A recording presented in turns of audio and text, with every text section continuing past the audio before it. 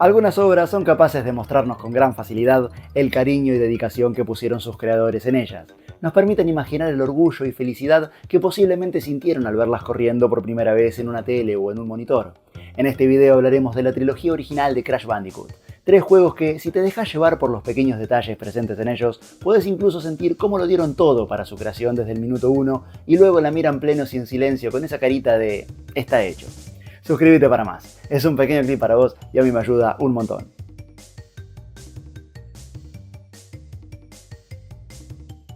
Hola gente, ¿cómo les va? Sony Computer Entertainment America presents. Sí, ya sé, utilicé este mismo recurso en la intro de mi video sobre Siphon Filter, pero no pondré excusas. Estas son las cosas que nos unen casi mágicamente a estas joyas del pasado. Pero no nos adelantemos, que este hermoso recuerdo pertenece a la tercera entrega, mi favorita, y antes de llegar a ella aún tenemos mucha tela para cortar. Crash Bandicoot nace en 1996 con su primera entrega del mismo nombre de la mano de Naughty Dog, conocida antiguamente como Jump Software Incorporated, entre sus primeros años desde 1984 hasta 1989, cuando cambió el nombre por el que la conocemos hoy. En la actualidad también es ampliamente reconocida por ser la empresa creadora de otras obras significativas como Jak and Daxter, Uncharted y The Last of Us. En el primer juego, el Dr. Neo Cortex, movido por sus deseos de conquista mundial, captura un grupo de animales a los que planea volver sus soldados comando y, utilizando su Evolvo Ray, les da cuerpos antropomorfos y algunas habilidades como superfuerza o superinteligencia. Junto a esta máquina también cuenta con otra llamada Cortex Vortex, con la cual es capaz de lavarles el cerebro. Crash es uno de los primeros sujetos de prueba en ser ingresado al Vortex y, tal y como advierte el Dr. Embryo, quien dice que la máquina no está lista, el proceso falla en él y este aprovecha para escapar. Sin embargo, la siguiente en la lista es Tona Bandicoot, quien, si bien ya fue mutada por el Evolvo Ray, aún no fue ingresada al Vortex, así que su voluntad e identidad continúan intactas. Ahora Crash debe recorrer toda la isla y volver al castillo de Cortex para rescatar a Tona antes de que sea demasiado tarde. ¿Te acordás cuando de niño, en esa edad intermedia en la que dejabas de ser un bebé, te regalaron ese juguete que rompía un poco con el concepto de juguete justamente, pues tenía esa serie de particularidades más complejas que te hacían preguntarte cómo funcionaba y, en algunos casos, hasta no podías aguantarte las ganas de averiguarlo y lo abrías para investigarlo por dentro? Eso es lo que yo creo que fue el primer Crash para sus desarrolladores. Un chiche nuevo con el que experimentar. Antes de comenzar con el review, déjenme decirles que con Crash me pasó igual que con Spyro, no los jugué en orden. Un conocido de aquella época me prestó el 3 a cambio de mi Spyro 2 y fue con el que descubrí la saga. Así que sí, estoy condicionado por jugar la trilogía al revés, con todo lo que ello conlleva, dada la gran diferencia que existió entre los tres. Pero pueden continuar el video seguros de dos cosas. Uno, me encantó toda la trilogía al conectar al toque con ese efecto de chiche nuevo que dije al principio. Y dos, armé el guión de este video desde un punto justo, siendo muy consciente de que los desarrolladores necesitaron de cada entrega para aprender y hacer mejor las siguientes. Y en este aspecto efectuaron un excelente trabajo. Al analizar sus gráficos podemos notar tanto figuras como animaciones un poco toscas, pero que al mismo tiempo guardaban una magia especial.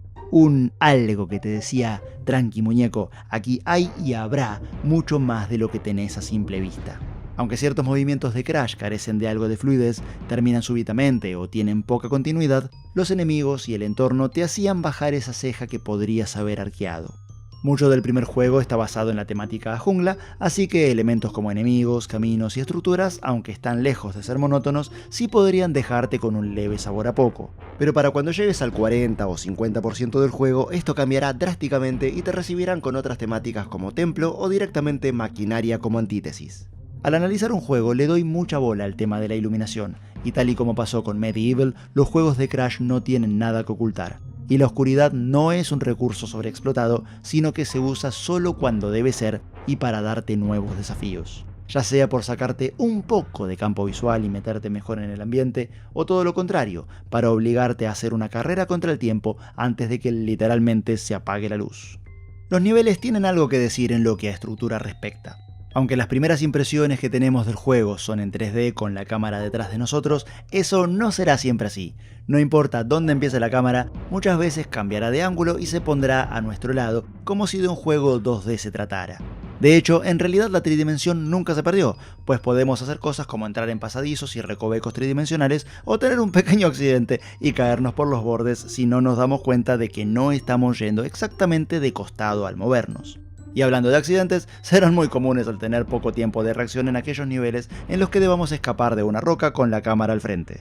La música, creada por Josh Mansell, compositor también de la banda sonora de Jak and Daxter, nos acompaña hermosamente como si estuviéramos en una expedición en los niveles selváticos o explorando los del tipo templo. Y nos hace sentir en una escena alocada en la que vuelan sillas cuando estamos arriba del jabalí corriendo a toda velocidad. Algunos temas se repiten entre los niveles de la misma temática, mientras que otros solo son parecidos, como si estuviéramos escuchando la segunda parte de ellos. Y al llegar a los dominios de Cortex caracterizados por sus máquinas y escuchar esa música tan distinta a las temáticas anteriores, podemos imaginar muy fácilmente ese contraste de sensaciones que debe estar experimentando Crash al dejar atrás esa parte selvática de su isla. Hace apenas unas horas, o como mucho unos cuantos días, él era un animalito común y silvestre que ahora cuenta con un nuevo cuerpo bípedo y debe adentrarse en un desconocido mundo hecho de metal. Aunque en resumidas cuentas la historia no tiene mucho desarrollo y podemos verlo como un típico juego de rescatar a la princesa, si seguimos observando podemos ver una buena cantidad de agregados que lo hace distanciarse bastante del género. Es más alocado, algo picaresco y hasta cuenta con elementos cómicos y paródicos dada la gran cantidad de maneras distintas que tenemos de perder vidas junto a los efectos que lo acompañan, como los silbidos al caer por un precipicio a lo Coyote y Correcaminos, las explosiones de los TNT, recurso que también suponemos fue inspirado por la obra de Warner Bros., y el ya archiconocido ¡Wow! De Crash.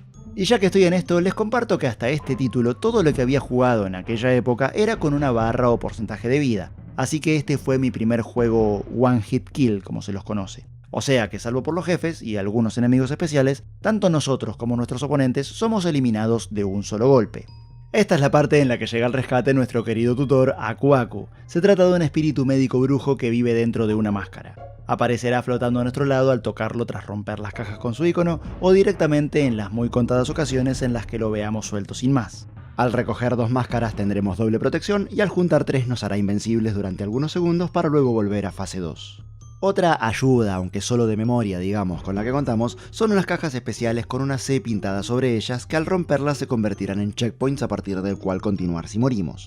Y lo decimos así porque si vas a jugar en serio y pasar el juego al 100%, solo servirán para eso, un pequeño entrenamiento para que conozcas el nivel. Pues es hora de pasar al plato fuerte de este juego, las gemas. Casi todos los niveles cuentan con una de estas, las cuales serán nuestras si logramos romper absolutamente todas las cajas y si completamos el nivel sin utilizar checkpoints. La buena noticia es que las cajas de los bonus no cuentan, como me hubiera gustado saber esto de niño. Cada gema por sí sola te da la posibilidad de guardar el juego y si las conseguís todas habilitas el ending alternativo. Algunos niveles contienen cajas en zonas a las que no se puede llegar así tan felizmente, ya que están en lugares alejados del camino principal y para llegar a ellos debemos usar una plataforma flotante que se habilita según su color al obtener unas gemas especiales rompiendo todas las cajas de otro nivel. Tema bonus los hay de 3 tipos, los Tona, los Embryo y los Cortex. Se activan recogiendo 3 caras de los personajes mencionados y si llegas al final de ellos obtendrás una recompensa. Casi todos los niveles contienen un bonus Tona que sirven para guardar el juego y conseguir algunas vidas extra, o bien por el lado de las frutas Goomba que cada 100 te dan una, o bien por el lado de las que están en las cajas con la cara de Crash al final del bonus. Existen algunos pocos niveles con bonus Embryo que no guardan tu progreso y que solo sirven para darte unas cuantas vidas extra, y aún menos niveles que contienen un bonus Cortex cuya recompensa, si logras completarlo, serán llaves para abrir niveles bloqueados más la posibilidad de guardar el juego.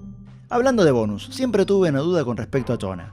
¿Cortex la está usando de señuelo al darse cuenta del interés de Crash en ella? ¿O todo el tiempo que nos lleva a llegar al castillo es un tiempo que, en teoría, está utilizando para perfeccionar el Vortex y que la movida con Tona y el resto de los animales funcione? ¿Será que en el original no tuvieron tiempo de hacer la animación que vemos en el remake? Lo charlamos en los comentarios. Y de tanto hablar de cajas casi olvido los switches de admiración. Al golpearlos vuelven sólidas las cajas que antes estaban transparentes y en muy contadas ocasiones también activan mecanismos como puertas y plataformas.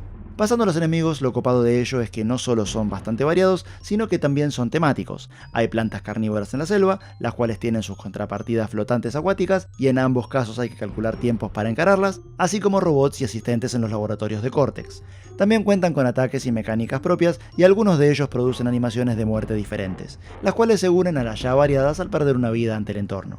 Este es de esos juegos cuya dificultad radica en completarlo al 100%, así que son fáciles si estás de paseo, pero muy difíciles si estás jugando en serio, yendo a por todas. En cuanto a los jefes, exceptuando a Cortex como jefe final, no tengo mucho que decir, ya que no solo son los típicos de 3 strikes y estás fuera, sino que son extremadamente fáciles y sumamente predecibles. Irónicamente, el segundo jefe, Reaper Roo, es el más complicado si le cabe la palabra, pero solo porque resulta molesto calcular sus movimientos y el de las cajas de TNT para lograr impactarlo con sus ondas. Aún queda tela para cortar, así que pasamos al segundo juego de la saga, Crash Bandicoot Cortex Strikes Back. Con su plan original fallido, el Dr. Neo Cortex encuentra por accidente un cristal capaz de manejar grandes cantidades de energía. Luego de estudiarlo durante un año, descubre que este es solo el cristal maestro y que para funcionar necesita los otros 25 cristales esclavos. Al charlar con su nuevo asistente, el Dr. Engine, dice que como no cuenta con amigos en la Tierra para ayudarlo, entonces buscará la ayuda de un enemigo.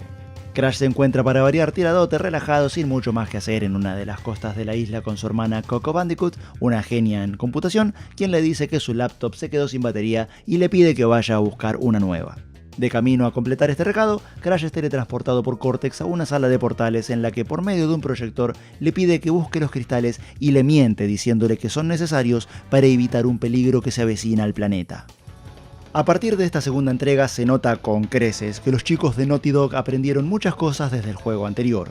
No solo las texturas y animaciones son zarpadamente superiores, la relación luz-oscuridad se vuelve más dinámica y los colores son más vibrantes, sino que el sonido también acompaña en esta evolución. Los efectos son mucho más profesionales y nuevamente Josh Mansell ha estado extraordinario con una banda sonora que supera con mucho a la anterior creada por él mismo.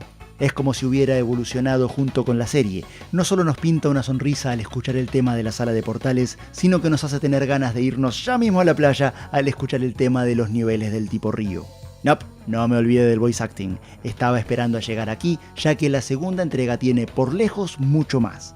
La primera tiene y se aprecia, pero la segunda directamente le pasa el trapo. A medida que vayamos juntando los cristales, Cortex nos irá dando más información, falsa pero información al fin, y no pasará mucho tiempo hasta que reaparezca Embryo del juego anterior, también por medio del proyector, a decirle a Crash que se quiere vengar de Cortex y que para eso debe recolectar, en lugar de los cristales, las gemas, y que hasta que las tenga todas lo considerará su enemigo. Coco y Engine también tienen varias líneas, así que en esta entrega la diferencia audiovisual es brutal. En mi video sobre Banjo-Kazooie mencioné esta trilogía junto a la de Spyro como excelentes ejemplos de lo que es mantener un set de movimientos a lo largo de una serie de juegos. Y es que en Crash Bandicoot 2 tenemos nuevos, como lo son agacharse y saltar más alto, gatear o deslizarse para pasar por espacios reducidos y estamparse contra el piso para romper las nuevas cajas reforzadas. Todas habilidades que deberemos dominar si queremos limpiar el juego al 100%. Nuevamente, para conseguir el verdadero ending debemos obtener todas las gemas, incluidas las de colores, aunque a partir de esta entrega pasan a ser 5 en lugar de 6 y son algo más difíciles de conseguir que con simplemente romper todas las cajas. De hecho, a excepción de los jefes, todos los niveles te darán una por este logro y esas gemas serán tan solo poco más de la mitad del total. Si bien a partir de este juego se remueve la obligación de pasar el nivel sin usar ningún checkpoint para conseguir la gema de romper todas las cajas, existen unas plataformas conocidas como Calavera o de la Muerte que lo continúan requiriendo para que se mantengan sólidas. Estas plataformas te llevan hacia las rutas gema, que como su nombre lo indica, es donde está ubicada una gema extra dentro de ese nivel. También hay accesos secretos que llevan a un piso especial con portales a niveles extra y rutas alternativas de niveles anteriores que te permiten llegar a zonas inaccesibles desde sus entradas habituales. Y aprovechamos este punto para recordar que a partir de este juego las cajas de los bonus sí cuentan en el total por la gema.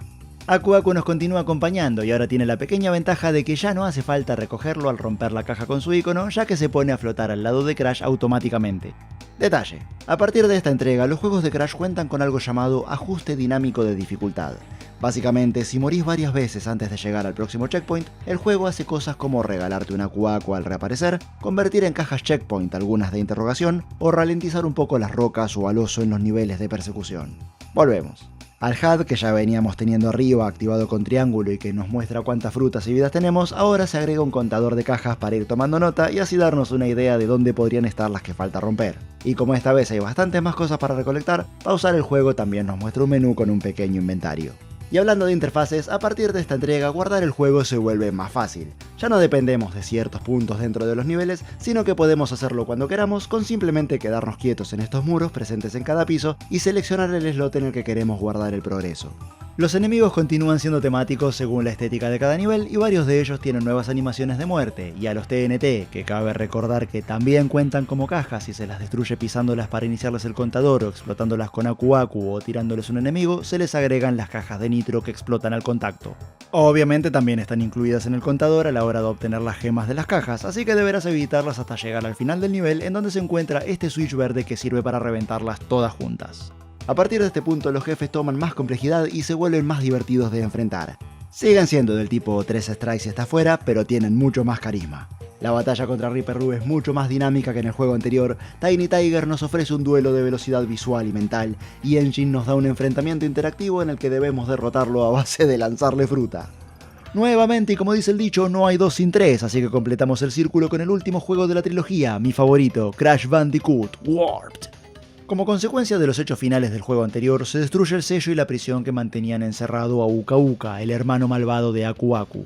Resulta que todo este tiempo, Cortex estuvo siguiendo las instrucciones de este espíritu maligno que, aunque furioso por las repetidas fallas del Doctor, le da una última oportunidad de recuperar las gemas y los cristales con la ayuda del Doctor Nefarious Droopy, quien creó la máquina de distorsión temporal con la que planea viajar a diferentes momentos de la historia en donde estuvieron o estarán ambas fuentes de energía. Ahora Crash y Coco deben llegar a ellas antes de que lo hagan Cortex y Uka Uka. Si bien gráficamente no hay mayores cambios, salvo por los destellos más marcados al recoger los cristales y las gemas, perdón, pero tenía que marcar este detallazo, las texturas y los modelos 3D de los nuevos elementos del juego siguen estando a la altura que dejó el 2, en especial si recordamos la gran diferencia que hubo con respecto al 1. Donde sí se nota una evolución sustancial es en la música. Josh Mansell otra vez se superó a sí mismo y compuso una banda sonora de la hostia que comunica perfectamente no solo el entorno, sino ahora también la época a la que pertenece cada nivel. Y si no lo dije antes, fue para decirlo ahora. Cada jefe tiene su propio tema en los 3 juegos. Un genio. El voice acting nuevamente aumenta, esta vez de la mano de las escenas que veremos al menos la mitad de veces que entremos a un nivel nuevo. En estas veremos las cabezas de nuestros adversarios flotando en el aire lanzando amenazas o a Aku Aku explicando mecánicas. Chiche nuevo. ¿Recuerdan la idea? Este juego agrega aún más mecánicas sin quitar nada a los títulos anteriores. En primer lugar tenemos el contador de cajas. No solo nos muestra cuántas llevamos destruidas, sino que ahora también nos muestra el total desde el minuto 1. Y para sazonar aún más el tema, no solo conservamos las habilidades del juego anterior, que te repito que en el 1 no las teníamos, sino que cada vez que venzamos a un jefe, el control aumentará su temperatura porque obtendremos nuevas, tanto de movimiento como de combate, o combinables. Algunas serán obligatorias para terminar el juego, pero todas deberán ser dominadas para lograr completarlo al 105%. Escucharon bien, 105, ya que se agrega una gema extra por obtener absolutamente todo lo demás y unos objetos nuevos llamados reliquias. Una vez obtenido el cristal de un nivel, al ingresar de nuevo al mismo, veremos flotando un reloj. Al tocarlo empieza a correr un timer, y si llegamos al portal en menos del tiempo límite pautado ganaremos una reliquia. Estos ítems pueden ser de zafiro, oro o platino, según cuán bien lo hicimos. Pero cuidado, el modo Time Trial vacía todas las cajas, lo que implica que debes hacer todo el nivel de una, pues la palabra todas incluye checkpoints. Tus únicas ventajas serán las cajas amarillas, que al romperlas congela el timer unos segundos, y algunas cajas Aku Aku extra. Podemos guardar nuestro progreso yendo al monitor de la zona central y quedándonos quietos frente a él tal y como hacíamos con los muros de la entrega anterior. Ok, esta vez al hablar de la duración de los juegos la tengo un toque difícil. Técnicamente, conociendo todo lo que cada juego tiene para ofrecer y completándolos al 100% pueden durar 2, 3 y 4 horas respectivamente. Pero hay un tema. A lo largo de la serie no solo se fueron volviendo más completos en mecánicas y coleccionables, como hemos visto hasta este punto, sino que la dificultad ha disminuido. Incluso a los más experimentados puede costarle trabajo pasar ciertos niveles del 1 sin ninguna muerte y lograr con ello obtener sus gemas. Así que debemos entender esas duraciones como ideales, digamos, ya que podrías tardar bastante más según tu suerte y habilidad. Si con Spyro pudimos ver una evolución generacional dentro de la misma consola, en este respecto Crash Bandicoot se lleva el oro, pues no solo es mucho más notable este traspaso entre el 1 y el 2, sino que a lo largo de los 3 títulos podemos ver un claro aprendizaje y correcta experimentación por parte de los desarrolladores. Bajaron la dificultad, pero aumentaron la complejidad. Cada entrega tiene algo nuevo con respecto a la anterior, sin quitarles nada. Pasamos de un simple, entre comillas por supuesto, juego de rescatar a la princesa a uno de evitar el dominio mundial, incluso con viajes en el tiempo para recuperar los mismos recursos ya conseguidos en el juego anterior, pero en un contexto diferente. Todos los juegos poseen elementos culturales e históricos, como lo son, en el 1, el contraste naturaleza versus tecnología, la implementación de lo artificial dentro de lo natural en el 2 y en el 3, viajes en el tiempo. Elemento que no solo está siempre de moda, y más en aquella época, sino que nos conecta con cosas reales del pasado de nuestro mundo, como la era de los dinosaurios, el tiempo de los piratas, la era medieval y el futuro. Tanto es así que los 3 juegos poseen numerosas referencias culturales, tanto en mecánicas y temáticas que nos recuerdan a juegos como Mario o Sonic, con su debida cuota de distinción, por supuesto, como lo es obtener una gema a cambio de romper todas las cajas, onda, ¿qué tiene que ver? Como en los nombres de muchos niveles, como por ejemplo el llamado Rolling Stones, nivel caracterizados por sus trampas en forma de piedras rodantes, nombre que obviamente fue inspirado por el grupo británico homónimo. En mi análisis de Siphon Filter les hablé de los 3 pensamientos del creador de una obra que creo que nos deben llegar en forma de mensaje al pasar por una trilogía. Existe, hay más y perfección.